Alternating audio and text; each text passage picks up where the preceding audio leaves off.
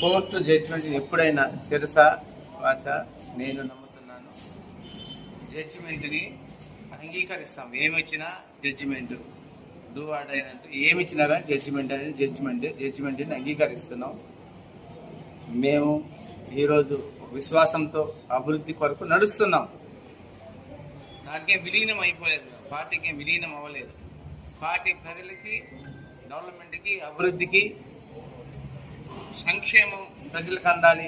నేను ఎమ్మెల్యేగా గెలిచాను, అభివృద్ధి చేయాలనే ఆకాంక్షతో ఈరోజు ప్రభుత్వం తెలంగాణ ఏదైతే కాంగ్రెస్ ప్రభుత్వం చేస్తున్న అభివృద్ధి ఏదైతే ఉందో దానికి ఈరోజు ప్రజలందరూ ఆహ్వానిస్తున్నారు. ఈరోజు ప్రజలు అందరం ఎన్నడూ లేని విధంగా రేషన్ కార్డులు ఇవ్వడం, ఎన్నడూ లేని విధంగా ఈరోజు మారుమూల ప్రాంతాల్లో ఇందిరమ్మ ఇల్లు కట్టడం, ఈరోజు ఎన్నడూ లేని విధంగా రేషన్ కార్డులు ఇవ్వడం, ఎన్నడూ లేని విధంగా సన్నబియ్యం ఇవ్వడం ఈరోజు ప్రజలందరూ కూడా ఆహ్వానిస్తున్నారు.